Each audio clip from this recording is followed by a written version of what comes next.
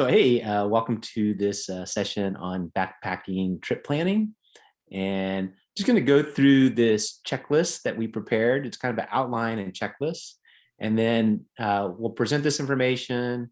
You can ask questions during the presentation or at the end if you'd like to save them at the end. And then after all that, we'll probably go through a session where you will actually plan a backpacking trip, okay? All right, so let's get started. So you can find this checklist online, and I think you probably have a copy of it now, but you can download it from Google Docs and print it out as a PDF, and all of the links in the document should work. So just to begin with, I guess one of the questions that most backpackers have is just where to go. And so there's a number of places to go. Sometimes it's a little confusing if you're not real experienced with the park systems, but there's basically these resources here. The national parks, which most of us are familiar with. In Texas, we have a number of them. Big Bend National Park, Guadalupe Mountains National Park. And then you have state parks as well, which are managed by Texas Parks and Wildlife. And those you may even be more familiar with because they tend to be spread around the state. So you have McKinney Falls State Park. You have, Lost Maple State Park. There's all types. There's even a Big Bend Ranch State Park, which often gets confused with the national park. But there's a variety of state parks, but it's a resource that you can look at. And then you have things like national forests, which are run by their own entity. And national forest, I guess the way you could think of them as differing from national parks is that sometimes they have less facilities, less services. It's a little more natural state, but you're often able to go camping and backpacking in these national forests. There's also a resource called the Bureau of Land Management Properties. It's often referred to as BLM. You'll hear people on forums talk about BLM sites. And those are maybe even a little more natural than national forests. Sometimes there's very little management of the land. It's just raw land. And you go out there and you find a place to park and you go explore. Sometimes there's trails, sometimes there's not trails. Sometimes you can make your own trails. So that's another resource. And then there's something called U.S. Army Corps of Engineers land. And in Texas, there's a number of spots that are managed by the U.S. Army Corps of Engineers, and they're usually built around resources. So close to Austin, there's one that is very famous. Lake Georgetown is a lake that actually they created a dam at the San Gabriel River, and it created Lake Georgetown. And around Lake Georgetown, they've developed a trail system. And so you're able to go camping and backpacking and hiking out on that property. The other type of backpacking that has become really quite popular these days is through hiking. And through hiking, there's a lot of different terminologies, but basically it's going from one point to another point, often called a terminus, one terminus to another terminus, but it's hiking the entire distance, they say in a calendar year. And so some of these hikes can be, as short as 100 miles. Some can be as long as, 2,000, 3,000 miles. Trails like the Pacific Crest Trail or the Appalachian Trail, Continental Divide Trail. But there's also shorter ones. There's one in Big Bend called the Big Bend 100. So through hiking is another opportunity to backpack. And then, of course, there's international trips. And there are so many options, outside the United States. It's just amazing. Sometimes we just don't think of them, but there's places in Mexico that are closer than places in the United States. Or you can hop on a plane and go to a destination in Costa Rica, maybe quicker than you could get to a place in Wyoming. So don't rule out international. If you don't have a lot of backpacking experience, it's always an option, okay? And we'll go through more of these later. There's probably other types of backpacking that you can do that may have been left off this list, but these are just kind of the most commonly thought of places to go backpacking. Okay, let's go next to the where to go resources. And so these are just places where you can actually find out more about backpacking or help plan a trip. So the beginning, just friends. Friends are always a great resources. Sometimes if you don't have friends, I understand that backpack, it's a little difficult, but making friends, and once you get into backpacking, you learn that there's quite a few people that do it and that they'll enjoy going on trips with you. Another, of course, is meetup.com, and there's dedicated backpacking groups. You can join them. There's some in Texas. You join them, you sign up for a trip.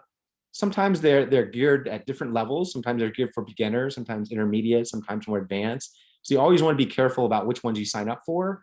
But usually the leaders try to provide information and provide some coaching to allow to kind of make it mesh up well, so that you're not getting over your head, or you're not going on a trip that doesn't kind of meet your objectives. Another one is Facebook groups. I'm just going to click on this link and see how this works. Are you still able to see my screen? No. Okay, I think I have to reshare this particular page. Okay. So here. Okay, are you able to see it now? Yes. Okay, so this is just my personal Facebook, but I went up here in the search menu and typed in backpacking, and there's all these groups that are dedicated to backpacking, and you can join them. Usually they don't cost anything to join, but it's a good place to just be inspired and then also find out information. You can ask people questions, of course, and so forth, but there's some that are dedicated specifically. I mean, there's some that are dedicated, just general United States. Sometimes there's international ones. Sometimes there's ones for Texas, backpacking for beginners, ultralight backpacking. There's all these different Facebook groups. But if you are on Facebook, it's sometimes a really good resource to use, because you can find out information, get inspired, and you can ask questions. Now, you always want to vet your vet your answers that you get. You always want to kind of triangulate your information, because some people, maybe they backpacked the trail 10 years ago, but things have changed. And so always, like anything online, you want to vet the information to make sure that it's still valid. Let's see. Let me go back to this. Okay, the other one is Instagram, and you can use this just as to find inspiration. But if you go to Instagram, let's see if I can do this.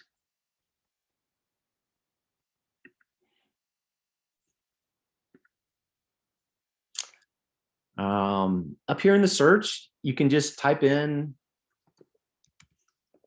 backpacking, and it'll come up with a number of things. Sometimes if you just want some images, you can just type in the hashtag backpacking, and then all these images will come up, and then you'll just see a spot that looks like, oh, that's cool, I want to go there. You want to see this waterfall or something. So you click on that and you find out that this is in Iceland. So you start making plans for a backpacking trip to Iceland. But that's how sometimes I'll use Instagram, just as a way to inspire me, really. But sometimes you can find out some information as well, just general, things where people have gone. Let's see, let's go back.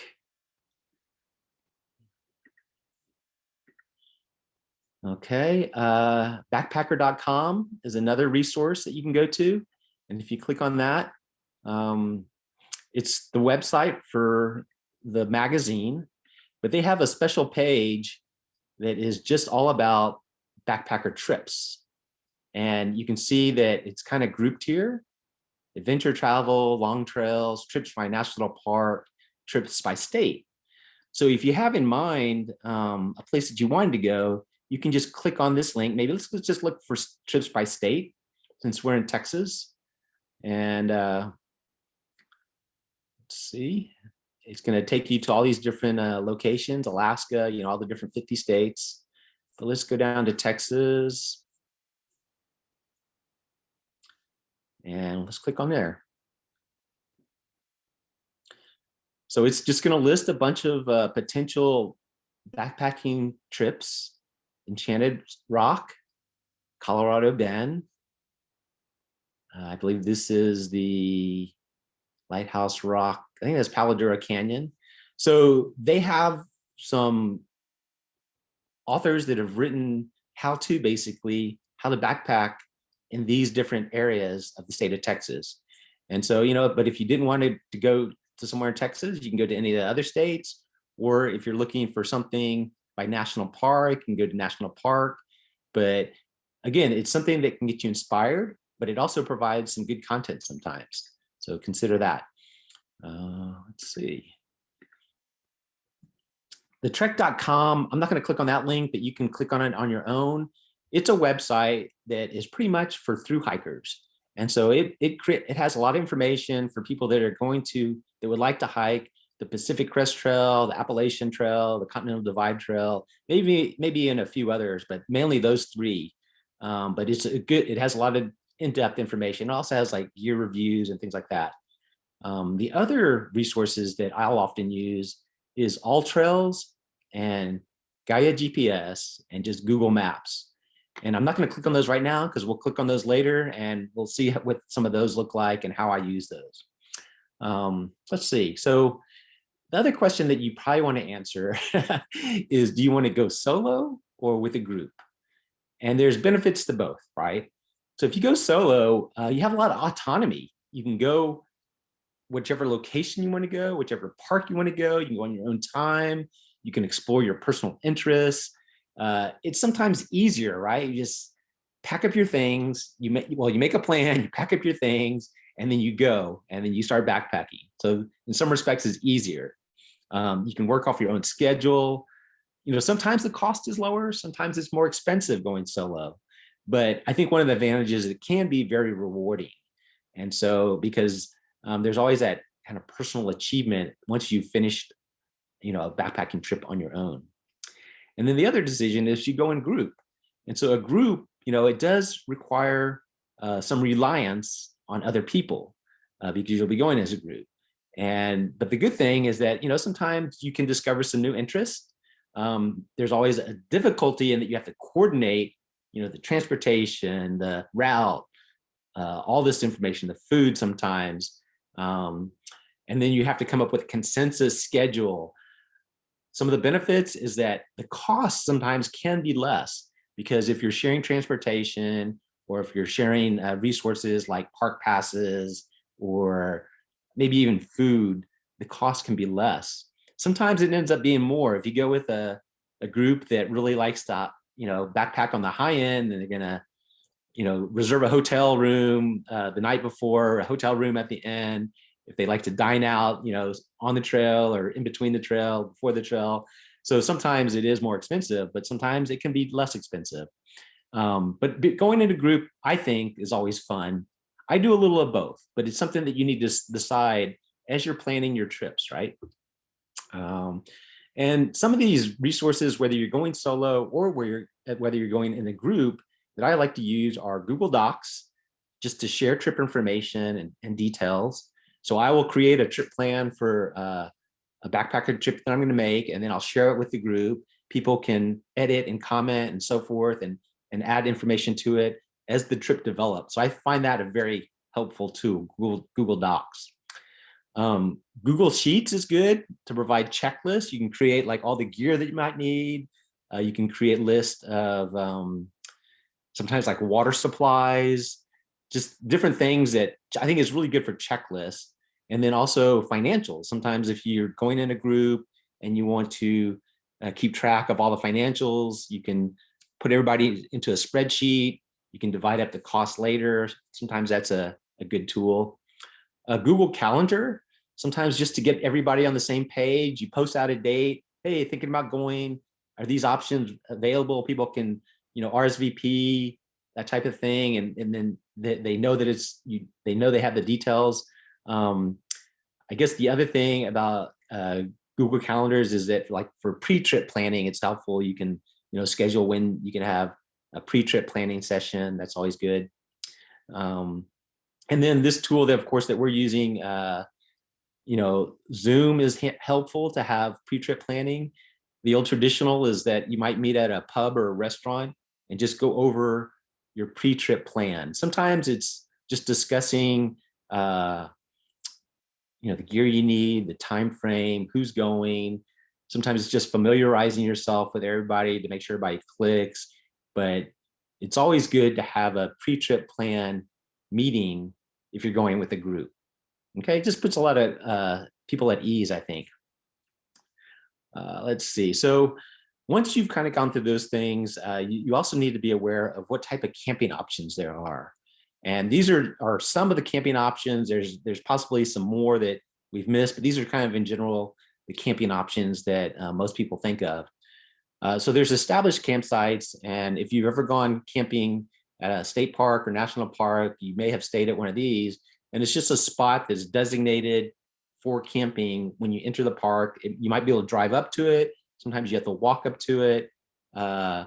But there's usually a pad there where you set up your tent. There might be a fire ring. There might be a box to store your food.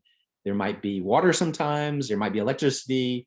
But there's also established campsites in remote areas, which are sometimes called like primitive campsites or dispersed campsites. And so those are usually what backpackers use, because when backpacking, if you're going from one destination to the next, you're usually away from the resources like water, electricity, maybe in a fire ring or things like that. But there's dispersed or primitive campsites in the backcountry. Now there's different ways that they're approached. Sometimes you can reserve them, and sometimes you're not able to reserve them. You have to show up at the park ranger station, explain that you'd like to go into the backcountry, you get a backcountry permit, and then you reserve the primitive site. Okay. Sometimes it's a specific location. So there may be a pad, or there may just be some rocks or trees laid out.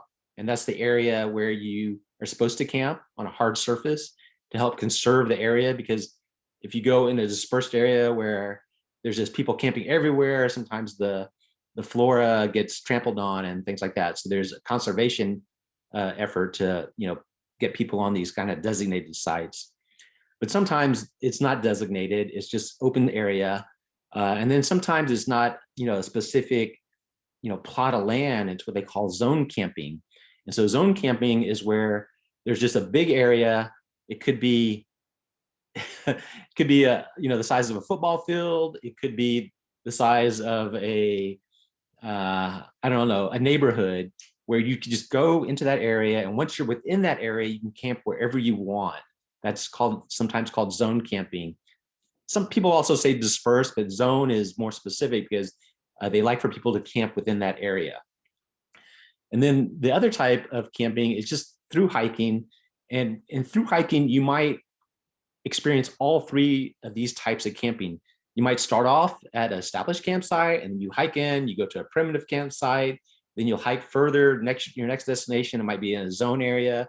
You might continue to hike, you might hit an established campground, so forth. And so, and so it contains a lot of these different types of campsites that you might be visiting.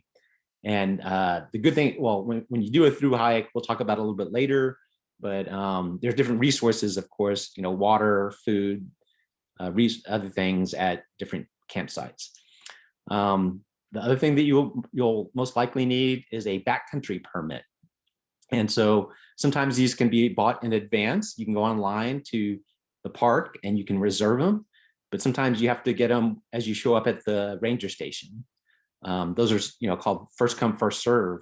And an example is at Guadalupe Mountains National Park. It all used to be first come, first serve. So you have to drive 7 or 8 hours, get there, and try to get one of the first come, first serve backcountry permits, which allows you to go into the backcountry and for specific sites. They have started doing some reservations for certain sites, but some of them are still first come, first serve. The other type of permit that you might need to be aware of is called a lottery.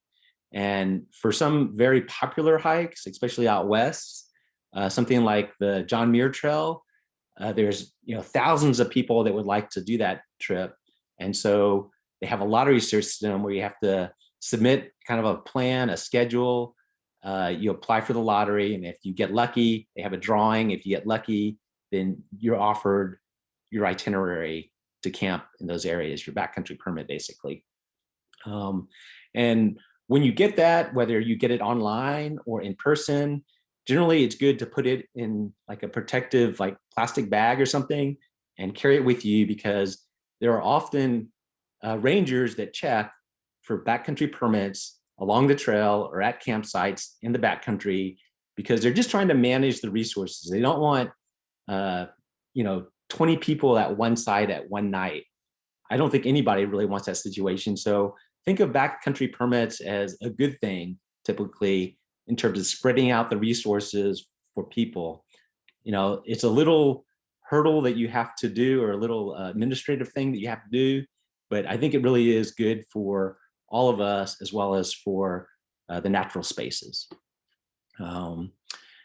And then let's talk about reservations. So sometimes reservations required. Sometimes it's first come, first served. Sometimes it's reserved upon arrival. I think I kind of covered that. But those are the three types that you need to be aware of. Something else that you want to be aware of when you're looking at camping option is just parking spaces. So if you're driving to a destination, is there a parking space where you can leave your car? Sometimes for some trails, there's parking spaces just free.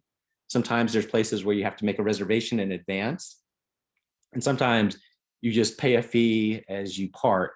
And sometimes on trails like the John Muir Trail again, you might start in one town, you might leave your car at one destination in town, but they have parking lots where you can park your car and you pay a fee. And it's X amount of dollars per day or week, but it's generally in a safe area, and people know that that's for backpackers. Sometimes the parking spaces are right at the trailhead, okay? And that's a good thing. Let's see what else. Camp locations, review. Okay, so just in terms of camping options, we're gonna go through mapping out a campsite or mapping out your route. And probably the easiest thing to do is, once you have a map, you identify your camp locations, because that also helps you sometimes determine how far you want to hike each day. And it also sometimes determines where there's resources like water, and so we'll get into that a little bit more, but it's something that you need to consider, just campsite locations. And then fire safety course requirements. So this is becoming kind of a thing, because in the United States, we've had a number of forest fires, especially out west, that have just devastated large tracts of land. I think in California, in most of the backpacking routes, it's required that you take like a little online fire safety course. And it just usually takes like 5 or 10 minutes to take it, but they require it. And you're supposed to take that permit that you receive. It's just a downloadable permit, and you're supposed to carry it with you on the trail as well, just like with your backpacking permit. But it just provides some information to make you aware of what the rules and regulations might be in that particular area that you're backpacking in, and just some general backcountry skills in terms of making a fire. I think that's what some of these courses do. So it's a good thing as well. It's a little bit of an administrative thing, but in general, to keep all our resources safe, it's a good thing. Let's see. So these are just a list of camping option resources. The National Parks System website, recreation.gov is the site where you can book camping spots and sometimes backcountry camping spots for national parks. There's the Texas Parks and Wildlife website. And then likewise, you can go there, you can go to a specific park, and then you click on a link, and it takes you to reserveamerica.org, which is a reservation system for Texas state parks. Reservationamerica.org also does it for some other states but it doesn't cover all the states. So generally, if you're going to a specific state, there's kind of a network. And so you have to go to the park website, and then they'll usually provide a link about how to make reservations. The dirt.com is it's a private website. Well, it's not private, but it's a public website created by a company, but it lists campsites, national, state, as well as some private campsites.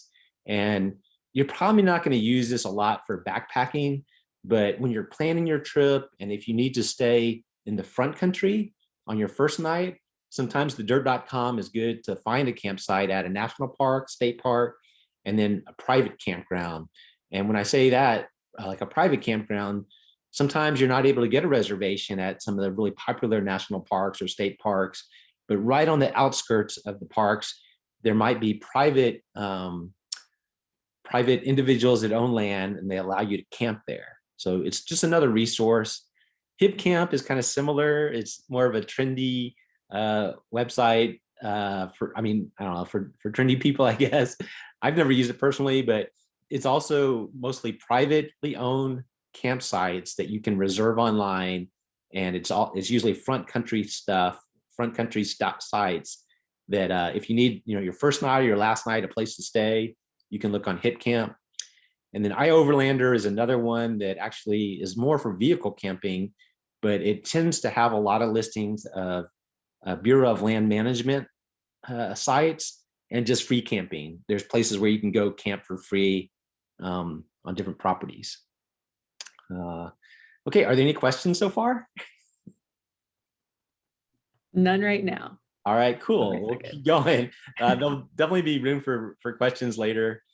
Route planning. So this is probably the most, what most people think of when they're thinking about planning is, I know where I want to go, and I kind of know what route I want to take, but how do I plan out my route for both enjoyment as well as a route where you can find water and other interesting things. So route planning, some people have a target destination. Like if you're a thru hiker, you're going from one terminus to the other, but sometimes you're just hiking a loop trail. Sometimes people like to go and summit. There might be a high point that you want to go to.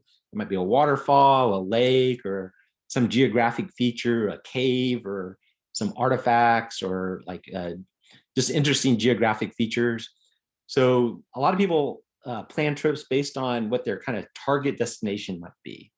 Some people just like getting out into the wilderness, hiking, taking photos, seeing interesting things. So sometimes a target destination isn't all that important, but these are some of the things that some people shape their trips around. The other thing you might want to consider when you're route planning is your daily hiking distance. And so yes, you got to think of it in terms of the miles or kilometers that you're walking. You have to kind of evaluate your own personal ability, what you can do on, flat level land versus land with, varied terrain or elevation or altitude. You have to consider your pack weight if you're carrying 20 pounds or 30 pounds or more, the weather, the topography, elevation, terrain. If you're a person that likes photography, if you stop a lot and take photos, that's going to slow down the amount. That's going to probably slow you down and maybe reduce the distance you can walk each day. Side trips, if there's some interesting feature like a waterfall and it may be a mile off trail, you might want to go see it, but it's worthwhile. So you take a side trip. Sometimes it's a rock formation or something, or even a side trip just to get water. You need to factor all these things in. Injuries. So you need to evaluate your own body. And if you have a nagging injury, whether it's like a foot or ankle injury, or even like a back injury, you need to take that in consideration. Not only your injuries, sometimes you need to think about, but other people's injuries. If you're hiking in a group, it's kind of good to know what people's capabilities are so you can, as you plan out your distance. And then getting lost, most of the time, most people probably wouldn't think of this when they're planning their distance, but if you're going on a trip where there may not be an established trail, if you're going to have to do bushwhacking, if there's not a trail that's well mapped, you're going to get lost, or you may get lost. And so you need to kind of factor that into your time. And sometimes it could just, you might just be on a very simple trail, but it might have been overgrown, or there might be detours and things like that. So there's a possibility of getting lost. You always want to kind of, in the back of your mind, think about that when you're setting your distance. If you need to set your distance, factor in all these things so that you can reach usually your campsite, and what you're usually trying to reach is a water supply as well. So just for beginners can usually hike, anywhere from 3 to 6 miles. That's usually pretty possible for the average person that is fit and has no injuries or things like that. Occasional backpackers, if you hike a lot, if you're comfortable carrying the weight, you could probably increase that to 7 to 8 miles. And then there's experienced backpackers that, through hikers that hike 10 miles, 20 miles or more a day. A lot of it also depends on, the terrain, the topography that you're covering in terms of how you adjust that mileage. Okay. Of course, if it's rougher terrain, higher elevation, you probably want to reduce your mileage estimation, between your each day's hike, just to factor that in. And then what I always do is, I hike a lot and I backpack somewhat often. I usually like to start off easy. So my first day is an easy day. Could it be anywhere? Yeah, like 3 to 6 miles. And then as I get in better condition, they call it getting your trail legs. Sometimes it takes like 2 or 3 days to get your trail legs, but your legs feel stronger, your pack's comfortable, your body's feeling good. Once you get your trail legs, you can up the mileage. So you can plan for 7, 8, 10, 12 miles a day. Okay. That's just something to factor in when you're looking at your distance. Now let's cover water resupply. And I think this is one of the most important things. This is one of the things that a lot of people kind of struggle with, is just figuring out where you can get water, because carrying water, you're always going to be carrying some water, but water is generally about 2.2 pounds per liter. And that really starts adding up when you have to go above like 2 liters, carrying 3 liters, 4 liters, 6 liters. In some places like in Texas, in Big Bend, there's not a lot of water supplies. So you might have to carry a large load of water. But when you're looking at your water supply, you always try to factor in, is there water at the trailhead? If there's not water at the trailhead, you're gonna have to bring it with you, right? And then you want to look at water along the route.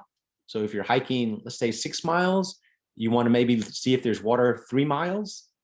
And even though you figure you can walk, 6 miles, that's the end of your trip, you can do that in one day. It's always good to evaluate if there's water along the way, because things can happen. The temperature can rise. You can get a little cut off by the topography, or if you get injured, it might slow you down. And so it's always kind of good to know where the potential water sources are along the route. And then if there's going to be water at your campsite, it's always great if there's water at your campsite. There's a lot of places where there's just not water at the campsite. And so if there's not water at the campsite, you have to go back to finding water at the trailhead or at the start or on the route. Okay. Sometimes, like, you might know that there's a really beautiful place where you want to camp, but there's no water. But you know that like a mile before that campsite, there's water. So you'll be drinking your water. You know that you're going to camp at that campsite. So you fill up a mile before you get to the campsite. That's a pretty common thing to do. And then in terms of water supply, how do you find out where there's water? I always like to do what I call triangulate information. So I look at different sources. Sometimes it's, 3 sources is usually good, but sometimes there's only 1 or 2 sources. But you can look at books, you can look at maps, websites, apps, forums, ranger stations. You always need to confirm, though, because with different sources, I'll usually look, for me, usually I use websites and apps initially when I'm planning. And then I might go to a forum and just see if anybody's posted, hey, there's water at this location, or you can ask a question, does anybody know if there's water at this location? And then when you arrive to get your permit or to check in, always valuable to ask the ranger, do you know, I'm going, this is my route. I'm hiking from here to here. Is there water along this route or at the campsite? Always good to ask that. When you're planning your water supply, you got to think about how you're going to get it. Is it, potable water at a faucet that you find at a campsite? Do you need to filter it from a river or a lake or a stream? And sometimes, you might see a big lake that you can see as a water source, but where you're hiking, there might be you might be on a bluff or a cliff, and so there's no access. So you need to kind of verify if you're going to be able to get down to that water source. Other things that you can do, chemical treat it with pills or liquid or boil water, but you kind of need to think these things through. Let's see, and then what we normally do is we plot our water sources on a map, whether you're using a physical paper map or a digital map. You always want to plot your water sources. And like I said, you want to plot it and see if there's at the trailhead or at your campsite, also the ones that are along the route. And then you just measure your distances, and most of the apps and websites now, you have the ability to kind of scroll and see what the distance is you'll be hiking, and hopefully there's water supplies along the route. And then you just plan accordingly. These are some tips for water resupply. I always like to do what they call cameling up, which is drinking a liter of water, at the source, whether it's at the trailhead or before I start. And then when I'm refilling my water, I always camel up. I try to drink a liter of water because it's easier to carry water inside your stomach than in your backpack, right? Might seem pretty obvious, but a lot of people just don't do it or they forget to do it. When you're traveling out to Big Bend, let's say you're driving out to Big Bend, you're going up in elevation. So that can dehydrate you, just that trip going up into elevation, and then it's much drier. And so what I do is I usually, before I leave my house, I'll drink a liter. And then along the way, I'll be trying to drink a liter so that I've already drank 2 liters on my route out to Big Bend. And that way I arrive hydrated. If you don't drink anything, it's almost guaranteed that you're going to get there. You're not going to feel it initially, but you're going to be dehydrated just because it's drier. It's at elevation. And then you're so excited and you want to go hiking, and you have a liter or 2 in your backpack. You set out, but you're already behind the game. You're already dehydrated. You just don't know it. So I always like to camel up. These are some other tips. Under normal conditions, a minimum of 1 liter for every 4 miles, plus a 1 liter for meal time. So if you need water to cook.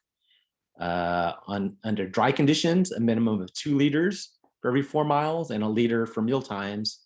And then also altitude, a minimum of 2 liters, 4 miles, 1 liter for meal times. And sometimes you're hiking where it's dry and altitude, and so you may need to bump that up, right? You might need to go to 3 liters for every 4 miles. So take that in consideration. Generally, it never hurts to ask the rangers, how much do they recommend? And sometimes they might say a gallon per day per person, and you got to carry it. Okay. Food resupply. So sometimes you prepare all your food ahead of time. If it's just a short trip, if it's just a weekend trip, you can prepare all your food. You can buy it ahead of time, pack it, you're good to go. But sometimes it's worthwhile to just look for a grocery store on the route, or a convenience store, or restaurant, hotels, post office, courier office. These are all places where you can get food, especially for if you're doing a longer hike, a through hike, you have to rely on these places for your food. And so every 3 to 5 days, you might resupply at a grocery store, convenience store. I always like to do this. I go to a restaurant, and my first meal on the trail is usually like a Subway sandwich. So on my route, I'll go stop off in Subway, and I'll buy 1 sandwich to eat for lunch, and then I'll buy a second sandwich to eat for my first meal on the trail. I don't know. I just like to do that sometimes. Just carry a real food with me for that first meal, because I'm going to be eating backpacker food for 3, 5, 10 days, and so having a little bit of of real food, I think it's always a morale booster for me. But if you're doing a longer route, like a through hike or just a long route, sometimes hotels, like in these towns that you might go to, or post offices, you can send a resupply box. You just go, you pick it up. You always have to make sure that you have to plan it so that you're going during regular business hours. Monday through Friday, 9 to 5, generally, you might be, or 9 to 4 for post office might be good, but you need to know what times are open, because the worst thing is you hike, 3 miles into town for your resupply box and the hotel is closed, or I don't know, hotel's probably not going to be closed, but a post office might be closed. So always check those things in advance. Just in general about food, 3 meals per day, 2 snacks per day is what a lot of people do. On a weekend trip, generally people think of you need 3,000 calories per day. On a through hike trip, you might need 5,000 calories a day to replenish. And because on most through hikers, they're hiking, 10, 15 miles a day, and you're burning up a lot of energy. If you're confused by those numbers, there's this thing called a Greenbelly is a company that produces backpacking food, and they actually have this calculator that helps you estimate how much you're burning based on like your distance and other factors, your weight, I think, and maybe even like the terrain. So it's kind of interesting. When you have time, go click on that and check it out. The other thing about food supply is, do you want to pack an emergency meal, either one meal or like a day's meal? So if I'm just going like on a 3-day backpacking trip, you can survive without food for 3 days. You're not going to die. But if you're going on a longer trip, if it's 7 or 10 days, you might want to pack at least one extra meal or an extra day. Some people sometimes, like if I know I'm going for like 5 to 10 days, I may pack a whole day's worth of meals. It may just be, these energy bars, maybe 2 energy bars per meal, so 6 energy bars, or there's one that I like called Pro Bar, where it's like a full meal within one bar. And so that might be my emergency meal, or I might pack 3 of those as emergency, for an extra day, just in case, you run behind, you're hiking slower, or somebody in your group is hiking slower, or if you have to spend extra time on the trail overnight. I typically pack a little bit of emergency meal, and it really just depends on how short of a trip or how long of a trip you're doing. The other thing you want to think about is transportation. And so as you're doing your research, you'll find out that, in Texas, either you're driving from your home to a trailhead, or you may be flying from your home somewhere. So how do you get to the actual trailhead? With Google Maps, it's awesome. You can just plug it in usually, and you can find out where the trailhead is. And but you need to research that. How do you get there? If you're not driving, there's some other options that you can look at in terms of getting there. But you also need to figure out what type of hike are you doing? Are you doing an out and back, which is starting at the trailhead, going to one point, and then coming back to the trailhead? Or are you doing a loop? So are you going in a circle kind of, and then coming back to the same place where you started? Are you doing a through? Are you going from one point to another point? So here you're going to need, to figure out your transportation between 2 points. Or are you doing like a flip flop? Sometimes people, because of weather or just the terrain or their time, there might be a trail, and then they start off somewhere in the middle, and then they hike to one place, and then when they get finished there, they go back, they kind of flip flop, and they'll hike to the other place. Or they might go, to one terminus, go to the other terminus, and then hike back to the middle where their car might be. That's, there's different types of flip flops, but that's the general idea. So you need to think through what type of hike you're doing. Loop hikes are always the easiest to figure out your transportation, but there's these other types of hikes that you'll eventually get into, and so you need to factor out that. And when you're trying to looking how to get to the trailhead, you also need to be aware of seasonal openings and closings. So in Texas, we generally don't have that because we have pretty temperate climate where you can go, backpacking the whole year round.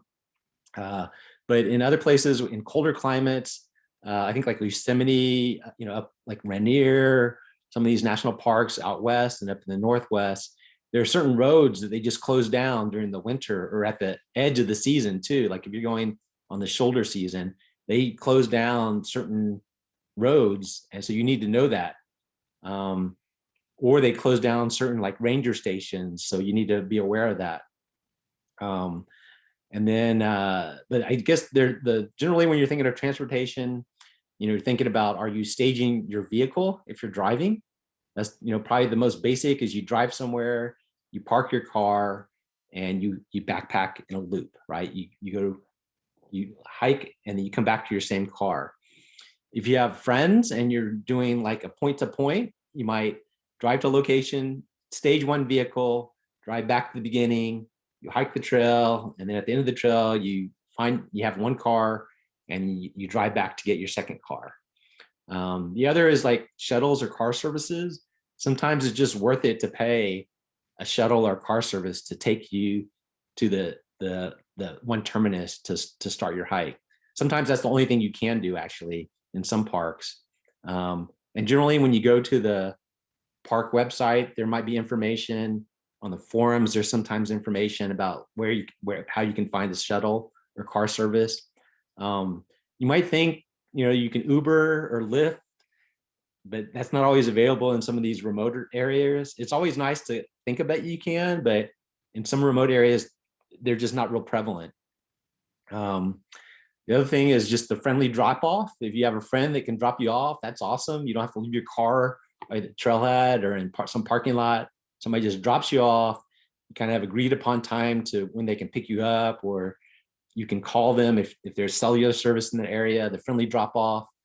Sometimes it's just a stranger that is dropping you off. You meet somebody on the trail and they'll take you to a certain destination, or they'll take you to the trailhead. I've done that out west where it kind of gets into the second thing, hitchhiking. But me and my friend, we just had a sign that said, going to the trail. This guy pulled over in his pickup. He took us to the trailhead. It's awesome. In some areas where there's parks and where there's a lot of backpackers, other backpackers will do that. It's not always good to count on it, especially during a pandemic, but it still happens. Sometimes it's just a ride in the back of a pickup. Sometimes it's inside the car. It just depends. But that's an option for transportation, especially when you're through hiking. Sometimes you just hitchhike from the trail to the town, or the town back if it's a large distance. Those are just some options for transportation. Let's see. Okay, so route planning resources. Okay, so there's always, generally if you're going to a park, there's the park trail maps, but I say that there's a warning because they may not contain the details that you need. So every park has, these little maps that they hand out. They're just usually on one page. Those are generally for day hikers. So they may not have all the things identified that a backpacker might need. It never hurts to have one. And most of the time, I'll even, just download it onto my phone just so that I have it digitally. It never hurts to know where the park resources are, but I would say don't rely only on these little park maps that they provide for free. Better resources are like National Geographic maps. They usually have very detailed hiking and backpacking maps. Google Maps, you can chart things. You can save Google Maps so that you don't need internet signal to access it. All Trails is an app that I use sometimes. Gaia GPS, CalTopo, MyTopo. Far Out Guides is what is formerly known as GetHooks, and they started pioneering like a lot of digital maps it's on an app for long trails, for through hikes, and they have a phenomenal amount of information. It has like water sources, camping spots, interesting geographical features. People update information. They'll say, oh, this water source is dry, or there's plenty of water at this source. So if you're doing a longer hike, those are awesome apps. I've used it before, but it's usually generally only for like long trails or through hikes. kind of an up and coming company is called Onyx Maps. They're big into vehicle camping, but they also, some of their information will be valid for backpackers as well. And they're just a really dynamic company. So I think in the next few years, it's something to look out for. And then again, the trek.co, it's a website. They have some resources for maps as well. So these are some of the resources I use when planning. Something that you have to factor in. Wow, we're running long, 15 minutes. You hanging in there? Okay. So destination planning, other things that you have to factor in, climate and weather. You need to monitor both the averages. So like if you know that you're going to, you're planning a trip for March, you can just look at usually a park website or sometimes the weather service, and you can see what the average temperatures are, average rainfall, snowfall, heat, all those things for that particular area. So you want to look at the averages, and that helps you for your long range planning. And then you also need, like I usually start looking like 2 weeks out about the current conditions. Even a 2 week forecast is not real reliable, but it helps you, think I'll look 2 weeks out, a week out, and then, maybe 2 days before, and then the day of. I always like check the weather like the day before I take off because things change quickly, right? And as a backpacker, generally you want to be pretty sufficient, self-contained, and as you get more experience, you kind of have all your gear locked in, your weather protection. So no weather is bad. You can hike in any weather.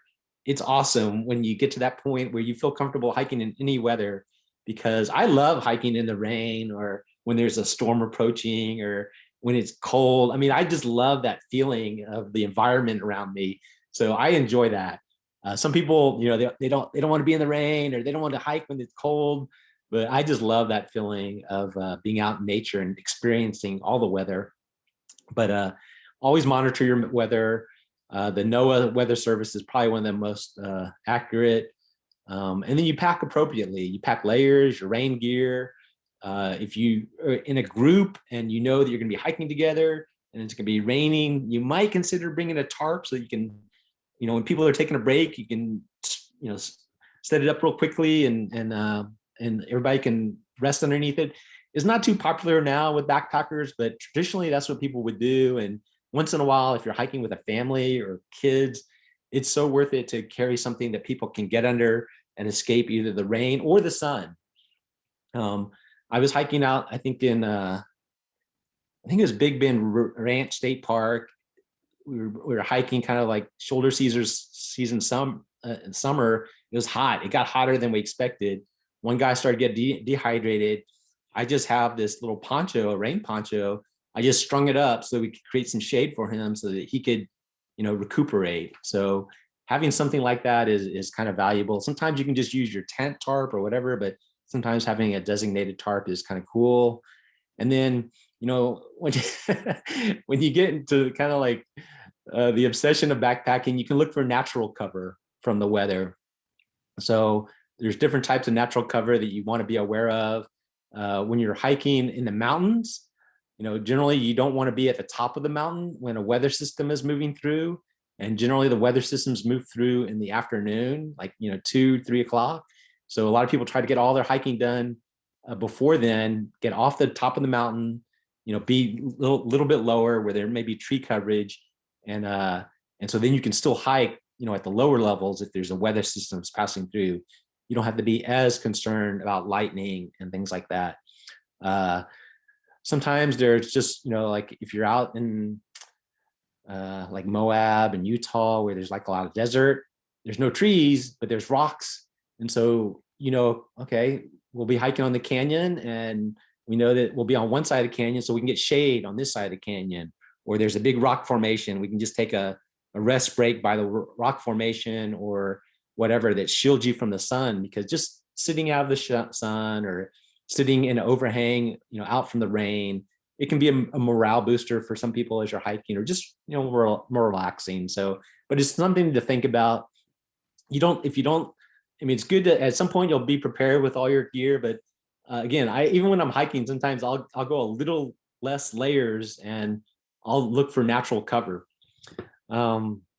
Proper food storage. So with proper food storage, it's really about researching the rules, learning and practicing the methods. And so some parks have very specific rules about food storage. A lot of them have these boxes, people call them bear boxes, but they're just these metal boxes and at a campsite. And whether you're in the front country or back country, if there's a metal box there, you're supposed to put your food in there to protect it from animals. And it's not only bears, it's raccoons, skunks, squirrels, birds. All of these things will get after your food if your food is just left out in the open. And I think I've seen it all. I mean, I think I've seen raccoons, skunks, birds, squirrels, definitely. I've never seen a bear attack one of my friends' food, but I've seen all those others attack either my food or my friends' foods while we're on the trail. And so you need to research the rules and try to practice the methods. I kind of talked about food lockers. That's the most secure. The other thing that you might use is a canister. They call them sometimes bear canisters, and it's just these tubes that you carry with you in your backpack.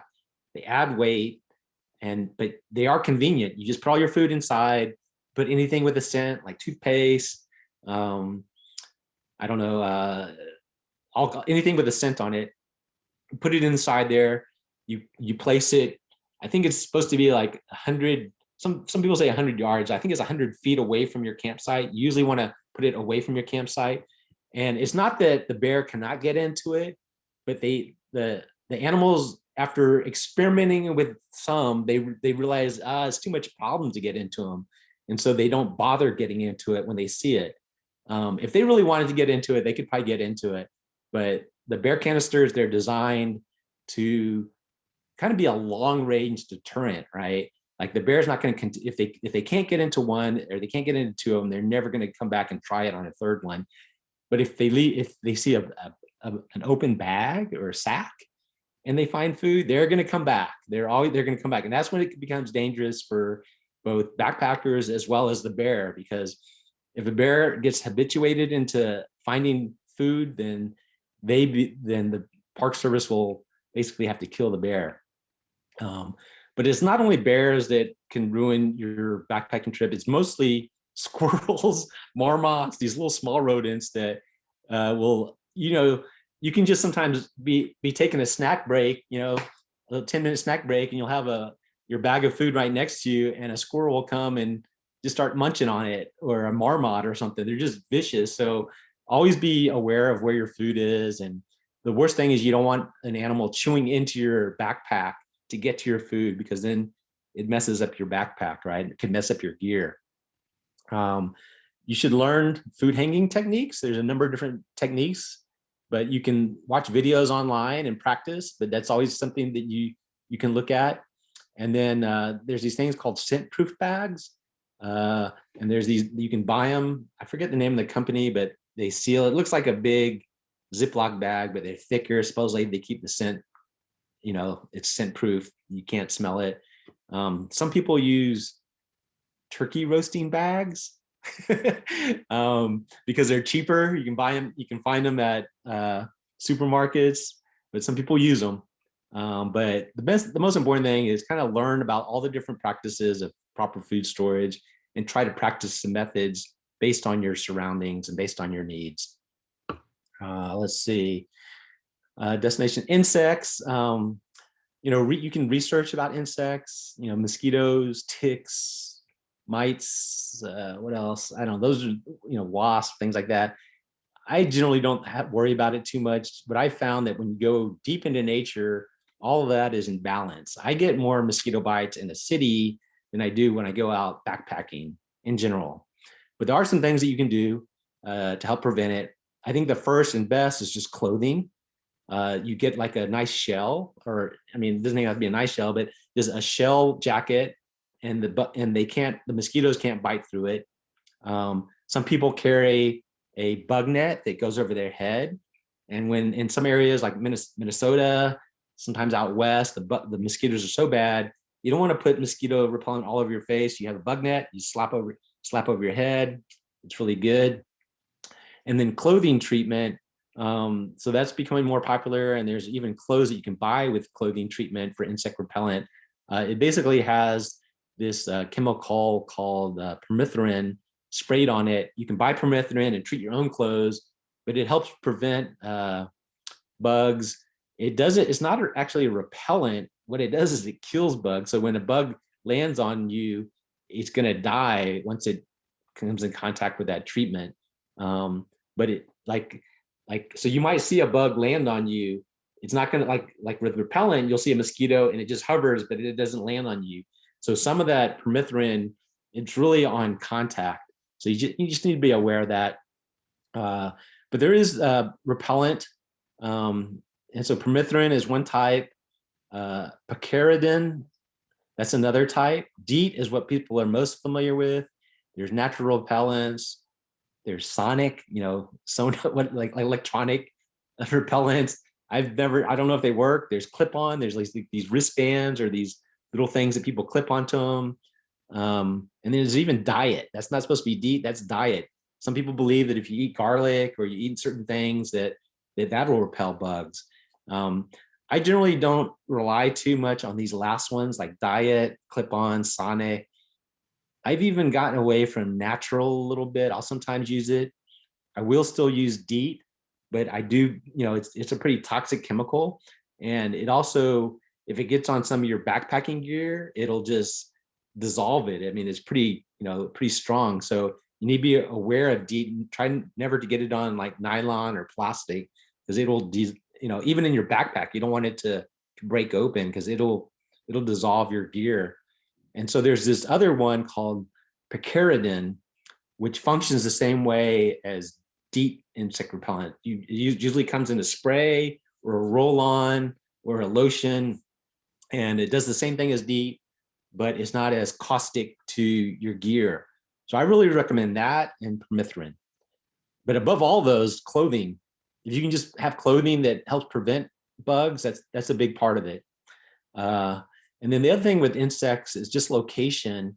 There's going to tend to be more insects near water when there's no air or wind, lower elevations, and in warmer temperatures. But if you're away from water, there's less of a chance that there's going to be like mosquitoes or other insects. When there's a lot of wind, like at the beach, if it's a strong wind, sometimes there won't be bugs. At elevation, once you get above a certain altitude, it's generally going to be cooler. There's going to be less bugs, less water. And then temperature, of course, once it gets cooler, there's less insects. So just think about these things as you're planning your trip. If like in Texas, if you're camping in the winter, generally you don't have to worry about bugs at all. So the cooler weather is nice, right? And then wildlife.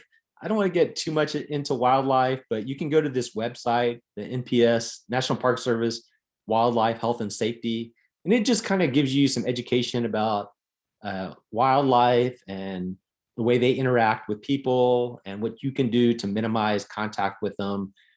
I've encountered wildlife on a lot of my trips, anything from bear to elk to moose to rattlesnakes but generally, if you stay your distance and you allow it to do their own thing, the wildlife doesn't want to have anything to do with you. Okay, we've covered a lot of stuff. We've been going for about an hour, but it's time to pack. And so you have your packing list. These are just links to REI's suggested packing lists. So they're traditional packing lists, and they even have like an ultralight backpacking packing list. I'm not going to go through them. You can click on those on your own and get your packing list together. But sometimes it helps to just check all the boxes to make sure you have everything ready for your trip. There's something called the 10 Essentials, which is really designed for hikers, like day hikers. 10 things that you're supposed to carry with you always. And generally, when you're backpacking, you already have those 10 things on you. But where a lot of backpackers kind of get a little negligent on it is like if they're backpacking and then they reach their campsite and then they're going to do a day hike or they're going to do a side hike. They think, oh, it's just a mile or 3 miles away. I don't need water. I'm just going to take a liter of water. That's all I need. And they leave the 10 essentials behind. But that's generally the people that get in trouble on those type of little small excursions. It's a day hike or a side hike or a hike outside of your scheduled back when you don't have your whole full pack, you need those 10 essentials. But you can, I think you kind of are probably aware of them. Just research it. I always like to carry them when I do like these little day hikes or side hikes, excursions. Something that you might not consider as part of your regular packing list is just sleepwear. Some people like to bring clothing specifically to sleep in, whether it's just shorts and a shirt or long johns. But it helps, not only can keep you warm or comfortable, but it also helps keep your sleeping bag cleaner sometimes if you have dedicated sleepwear. Always pack your weather wear, your rain parka, your gloves, depending on the climate that you're going into. Food and snacks, you always want to make sure that you have that because that's your fuel. That's what keeps you going. And then emergency gear.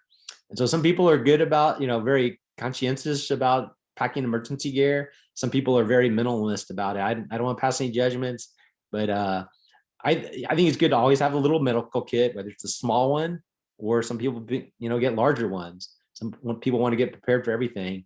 A repair kit is things like if you need to repair your gear. So it might just be some duct tape or patches or thread and a needle. But I think it's always worthwhile to have a little repair kit. And then extra food, extra light. These are debatable depending on how long you're going. If you need extra, you always want a primary light, but if you need the extra light, satellite locator are these devices that if you really get in trouble, you press a button, sends out a message to satellite, a search and rescue team comes and find you. There's Garmin InReach is the company that produces kind of the well-known ones. But if you go further into the backcountry, if you go more longer hikes, undeveloped land or undeveloped trails, it's probably good to get something like that. These are some things that kind of debatable whether you might carry, but waterproof matches, water chemical purifiers, like tablets, emergency blanket. A lot of backpackers will not carry this stuff, but I just thought I'd put it on there for people that like to be prepared. Let's see, final planning point. So when you, like I said, I always like to create a plan in a Google Doc, and then it's easy to share. So I can share it not only with the people that I'm backpacking with, so that we're all on the same, literally all on the same page, but so that we all know what we're doing. But you can also share that with friends that, at home, or your family, so that they know where you are, so they know what your route is, like when you're going, what your route is, where you might be staying, and then you can let them know, oh, okay, I'll check in after 2 or 3 days or something like that. And then they have the ability. And then if you're using one of these satellite locators, they actually have the ability to track you, right? It sends off signals and kind of leaves digital breadcrumbs. So it's always valuable to share your itinerary.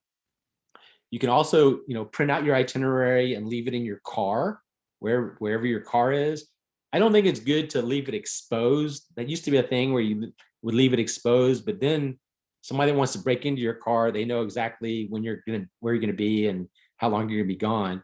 So, but just folding it and leaving it in your car, and if something were to happen and you've shared your itinerary, they know, like the ranger will come out, they'll find your car. If you're gone missing for a long time, they'll break into your car, they'll find your itinerary, they'll know exactly which route to follow. So, just print it out on a piece of paper, fold it, just put it on the seat or something like that, so that people know that's that you've left something behind to find you. But it's always good to share it with your itinerary, your plans with friends and family, and your hiking buddies, right? Your backpacking buddies. These are just some last little things. Respect the land. Tread lightly is just the idea that you want to leave the natural spaces in the condition that you found them, pretty much. Leave no trace is kind of similar. And then cultural norms and resources. Oftentimes you'll be backpacking into areas that might have a cultural significance to Native Americans or even just property owners. And so you want to kind of understand what those norms are, if it's legal for you to go approach these areas, or like if there's certain areas where you wouldn't want to like jump into the water because it's sacred water, or, in the basics, you never want to leave trash or garbage or graffiti or anything like that in some of these spaces. But it's always good just to do a little research into the cultural norms, and try to follow them. Sometimes you might just be backpacking through private property in some places, and you just want to leave it exactly as you found it, because if you don't, those private property owners, they may say, okay, we're not, we can't deal with this garbage. We're just going to stop allowing people to use this resource.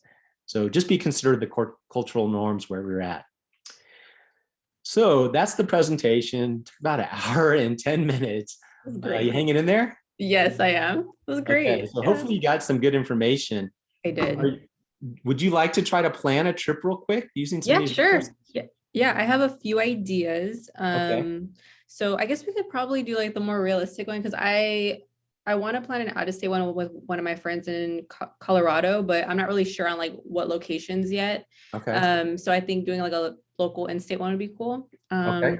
So I think either one for Colorado Bend or maybe Los Maples. Okay. So let's do Los Maples. Okay. Because I'm pretty familiar with that park, and I think that it's a nice park to visit. Yeah. Good park for kind of beginner, intermediate backpackers, and it's beautiful at different times of the year, right? So let's try that. Okay. So do you have the checklist in front of you? Yes, let me open it. I know I made a copy, but let me open I think you updated a few things from the one I had. Did you? And then do you want to share your screen, or do you just want? Okay. I could share my screen. Yeah. Let me pull up. Okay. So I think, do I have to stop my share and then? Oh, I think so. Yeah. Okay. So I'm stopping my share, and then you have the ability to share. Let's see. I should. Let me find where did I put the checklist? I'll just open the email. 1 second.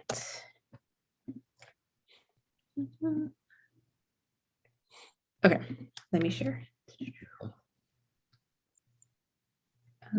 Test one. Oh, I have to give my computer permission to do this. Oh, it takes a little while. Yeah, it's like this whole thing.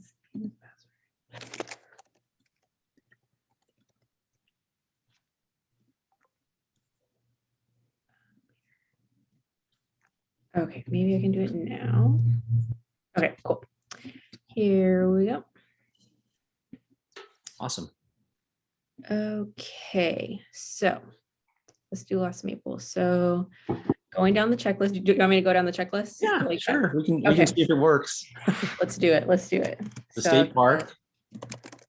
Los Maples, natural area. Yeah. So we'll do that. And then where to go resources. So potentially which is something that I wanted to talk to y'all about, is like planning a trip with the group with some of the other beginners. So I would probably do like maybe Meetup group to get some people for that. Okay. So and like you don't have to go to me. I understand what you're saying. You would try to get some people to go with you on Meetup. Yeah. Yeah. Okay. So I would go find resources there, like ask other people. So do Meetup, and then let's see. I would more than likely do a group. Not ready to do solo yet, so that's what I would pick. And then from here, Google Docs to share trip info and details. So I would create the Google Doc. I'd probably like list everything in this one checklist. Oh, I'm making changes to your actual. Should I make a copy? No, it's I didn't realize okay. I was making changes. Okay. Is this actually my document, or is this on your? Yeah, let me actually make a copy. Let me do that real fast. I don't want to make changes to this one. Okay, let me do that. I didn't realize that. Okay. Oop. This one. And I would also use Facebook groups. Okay. So I don't have to do this now, but yeah, I would use this doc in order to like write out all the trip info and everything. Yeah. And then the Google Sheets checklist and financials. I do have that one. I'll make a copy of the one from when we did the class, because that's one I'm going to use to check all of my stuff. Okay. Google Calendar, I'll do that. And then the pre-trip planning. So do that over Zoom. Okay. Okay. So then for camping type. So I guess I can open, which I have it. This one's for Colorado Ben. Let's see. Go to the Los Maples page. And I'm thinking, let's just do February. Okay. Even though it may not be available, but I'll do like midweek. I'll do like 2 days. It's good. It's always easier to find camping spots midweek. You know? Yeah, like when I was gonna go like in the fall, all of the Saturdays were booked up, and I was like, it's typical, but yes, it's crazy. Okay, and then do primitive. Okay. So let me go back to that checklist here, because that's the one most likely to, yeah. Okay. And then reservation. So are you familiar like with how long it takes to drive from where you're at to Los Maples? I think I've done it once, but it was just for a day trip. It was like 4 hours, almost 4 hours, with traffic and everything. Yeah. So that would be Generally, good. I think it's more close. It should be closer to 3 if the traffic's not too bad. 2.5 to 3. Okay. So you might want to think like with your group. Are you leaving like on a Friday afternoon after lunchtime or after work? And so, are you going to be able to drive there 3 or 4 hours and then right away start hiking into the backcountry? If you're leaving in the morning, you don't have as much of an issue, but it's just something to consider. Have you thought about that? Like what time you might leave? I haven't, no, but that is good. Something good to note. Yeah, that's true, especially if people have work or like they need to take time off and everything. Yeah, so I will. So just consider that you might like your first night, you might just want to stay at one of the front country campsites. If you're like leaving like if you're leaving in the afternoon and you're going to, after 5 o'clock and you're going to get there at 8 o'clock at night, you might just want to have your front country campsite reserved, right? Okay. And then everybody can just come at their leisure. You have a place to camp. You can kind of just relax, and then the next day you can start going into the backcountry. You don't have to do that now, but just something to consider. Gotcha. No, yeah, that's super helpful. Yeah, I didn't think of that, so that's a note. I'll put that there. Okay, perfect.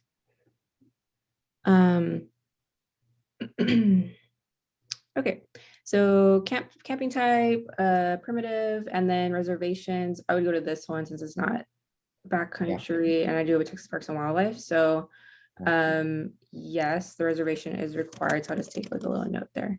Yeah. So I would do that one, and then I would also probably just put like cost. Yeah, great idea. Able to keep track of that. So I'm trying to remember which campsite I was going to do last fall that I wasn't able to do. I think this is the only section, right? Is that zoom out a little bit? Let me see. Okay, so what I see, so like on the lower part is where you enter, right? Right where the river comes together.